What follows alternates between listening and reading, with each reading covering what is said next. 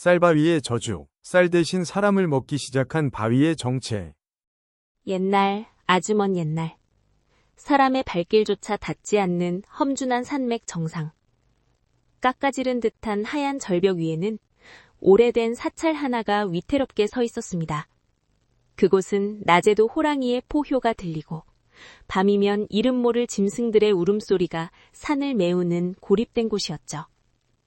마을 사람들은 그 절을 하늘 아래 첩집이라 불렀지만 거리가 너무 멀고 험해 불공을 들이러 오는 이는 거의 없었습니다.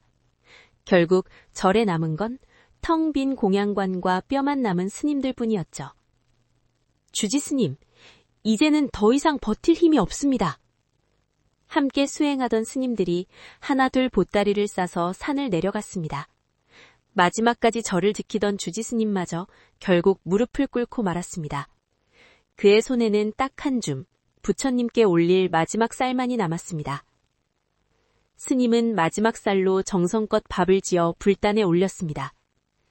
부처님, 소승의 정성이 부족하여 이 절을 지키지 못했습니다. 부디 굽어 살펴주소서. 스님은 눈물을 흘리며 잠자리에 들었습니다. 그날 밤 주지스님 꿈속에 눈부신 광채와 함께 부처님이 나타나 말씀하셨습니다.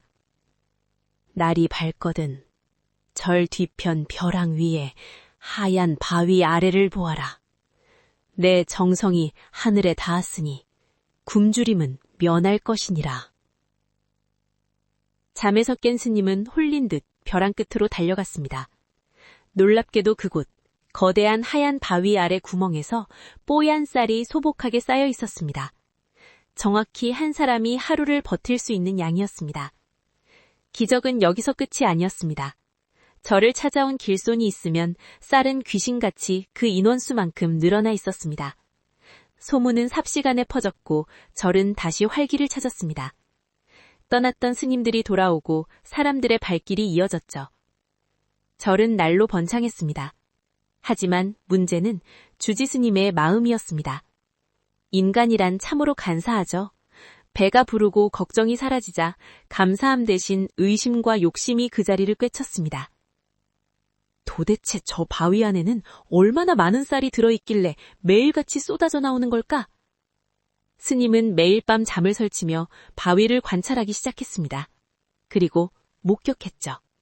자정이 되는 순간 바위 중심부에 보이지 않던 구멍이 열리며 쌀이 폭포처럼 쏟아져 나오는 기이한 광경을요.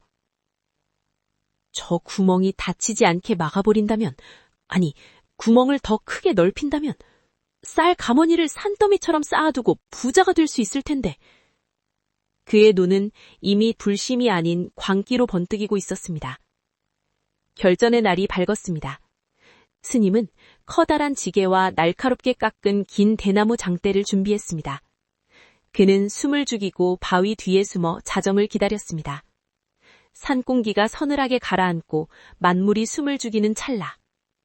쿠. 바위가 갈라지며 구멍이 열렸습니다. 스님은 이성을 잃고 튀어나갔습니다. 지금이야! 이 구멍만 막지 못하게 하면 평생 먹고 살 쌀이 나온다! 그는 장대를 깊숙이 찔러 넣었습니다. 그런데 그 순간 믿을 수 없는 일이 벌어졌습니다.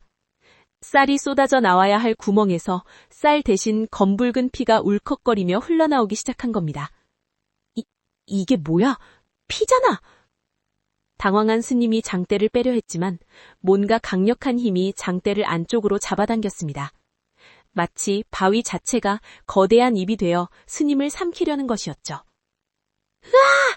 살려줘! 사람 살려! 스님은 살기 위해 발버둥쳤지만 바위 구멍에서 뻗어나온 보이지 않는 기운이 그의 몸을 올감했습니다. 장대를 놓으려 해도 손바닥이 장대에 붙어버린 듯해 떨어지지 않았습니다.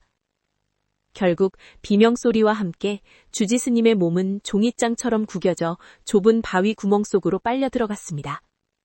다음 날 아침 스님들을 깨운 건 비명소리가 아니라 기괴한 정적이었습니다. 절 뒤편 쌀바위로 달려간 사람들은 그 자리에서 얼어붙어 말았습니다. 바위 아래는 쌀 한 톨 보이지 않았습니다. 다만 하얗던 바위가 마치 누군가의 피로 물든 듯 붉은 줄기가 선명하게 그어져 있었고 그 옆에는 주지 스님이 짚고 다니던 낡은 장대 조각이 산산조각 난 채 흩어져 있었습니다. 그날 이후 기적처럼 쌀을 내어주던 바위는 다시는 입을 열지 않았습니다. 절은 순식간에 몰락했고 사람들은 그곳을 저주받은 쌀바위라 부르며 다시는 찾지 않았죠. 이 이야기가 단순한 전설일까요? 지금도 그 산자락 어딘가에는 탐욕의 눈먼 자를 기다리는 하얀 바위가 서 있을지도 모릅니다. 하늘이 준 복을 스스로 발로 차버린 스님의 최후는 오늘날 우리에게도 묵직한 경고를 던집니다.